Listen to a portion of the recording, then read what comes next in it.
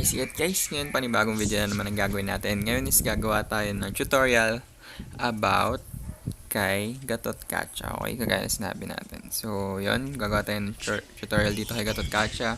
Ito yung old version kasi may lalabas na new version, no?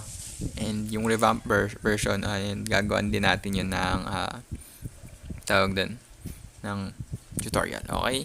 Tapos bukas naman yung kay Freya. Gagawa tayong tutorial kay Freya, okay? So, ayan. So, simulan na natin. So, simulan natin sa battle spells. Battle spell na usually ginagamit ko is Revitalize for sustain capabilities para ma-sustain siya, syempre. And then, yung build set natin, it's up to you naman. And then, pero yung, yung build set ko is more on the offensive type. Kasi may curse helmet. Hindi siya more on the kunat factor. Dahil, although may kunat factor kasi since tank item to, pero still nagdi-deal to ng damage. And at the same time, next build ko is the Athena shield. But, syempre, regardless, nagro-roam item muna na ako, which is the Courage Mask. Okay, and then yung emblem natin is the what do you call this one? The Brave Smite, yung may crowd control, since lahat ng skills ni Gatotkaca is crowd control. Okay, may CC na nakalagay. So, very useful yan sa second skill dahil may second skill niya. So, start natin. So, habang naglo-loading, don't forget to subscribe sa ating YouTube channel and don't forget to like this video as well. Kasi meron tayong skin giveaway kapag napili tayo agad ng Mobile Legends. No, dun sa content creator nila is papapaga nga yung ating skin giveaway, which is sa 5,000 subscribers. Pero kapag hindi naman, is sa 10,000 subscribers tayo magpapamigay. Okay, make this video viral. Help me para maka-reach tong video natin ng 10,000 likes. Kaya ba? 10,000 likes? 2,000 views nga, baka hindi kayanin to eh. Pero try lang natin. Okay, so explain lang natin yung skills niya. Ito yung mga basic skills niya, no? Pasensya, yun na yung audio. May motor ata doon. Hindi ko alam kung bakit ganun. So, max na natin siya. So, ang skill set dito kay Gatotkaca is just basic skill set. Okay? So, first skill is itong, ayan, makikita nyo yung susuntukin niya yung ground and then at the same time, may aftershock siya. This is actually good for clearing minion waves. No, makikita nyo kapag naglalakad siya doon. Tapos may meron din siyang slow effect. And then, after that is, meron siyang second skill. So, yung second skill niya is taunt. So, kapag tinamaan yun, lahat ng nandun sa range na yun, no? Lahat ng nandun sa range na yun is magto-taunt, siya lang ititirahin. So, this is actually very good kapag, alam nyo yun, may Claude yung kalaban ninyo, tapos nag-ultimate si Claude, nag-blazing duet si Claude, and then, imagine, second skillan mo siya. Boom. Diba? Very useful, no, in terms of teamfight kasi mafocus yung atake. Although ikaw yung titirahin, malaki yung damage reduction naman na mangyayari. So makikita nyo, saan ba yun? We'll attack him and deals yun lang, i-attack siya pero not specific kung gaano karami, pero more on basic attack lang naman yun, no? So hindi ganun kahapde since wala namang skill. And then at the same time, hindi din naman mag-i-skill yung hero pag nakataunt. Okay, and then for the ultimate, yung ultimate niya is very useful din naman. Pwede siyang pantakas. Imagine, nasa second tower ka, pero pwede kang maka-reach ng first tower. Okay, so very useful yan. May knock-up effect yan. Although, ang con lang dito is, medyo mahirap siyang i-aim, to be honest. Since, mahirap timing and i-target yung hero. So, usually, tsambahan lang din itong ultimate na to. Kailangan talaga itong si Gatotkaca.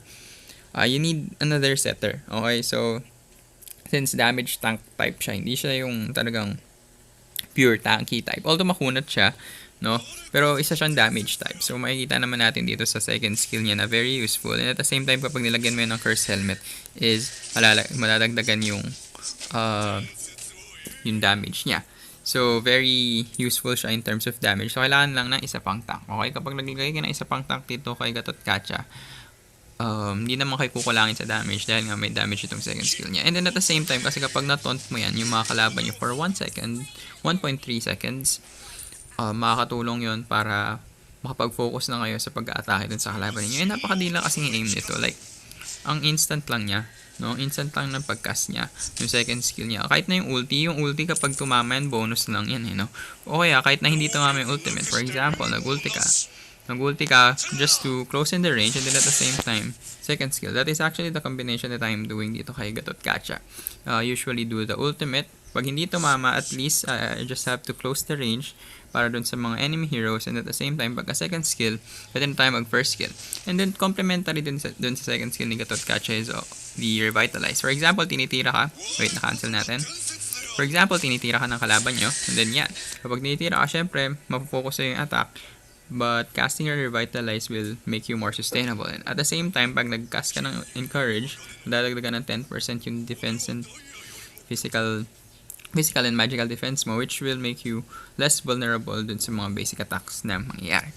So ayun, this is just a very basic tutorial para ito kay Gatotkaca. And I suggest na gamitin nyo tong hero na to kasi malakas tong hero na to. I mean, underrated lang tong hero na to. Isa to sa mga heroes na underrated. Nagawa tayo ng video para dun sa mga underrated heroes sa Mobile Legends. Kasi ang dami talagang mga underrated heroes ngayon. I mean, maraming mga heroes sa Mobile Legends ang hindi ginagamit. Hindi ko alam kung bakit, pero malakas naman. Like, they have the mobility. Kagaya na ni Gatotkaca, he has the mobility. Okay, yung second skill lang niya. And at the same time, yung ultimate niya, no, may mobility. And at the same time, may kunat factor siya. Yung Brave Smite, very useful. No, it actually makes him a very not vulnerable type of tank dahil nga sa heal. And at the same time, yung passive niya, no, explain pa natin yung passive niya. No, yung passive niya, every 6 seconds, pag sumuntok ka, magkaka-heal ka, kung makikita niyo yun. So, kung sumuntok ko lang sa minions, may 305 ka. And then, after mong sumuntok, mag-second skill ka.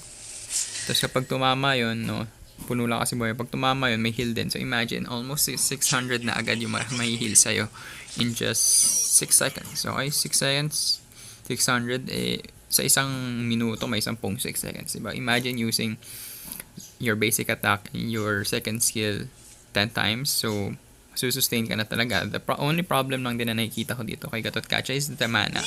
But sometimes, no, kapag makunat naman yung isa naming tank, I prefer using the demon shoes rather than the warrior boots. Kasi malakas nga siya sa mana since may at may yung first skill, yung spam na first skill, and may at may din yung spam na second skill.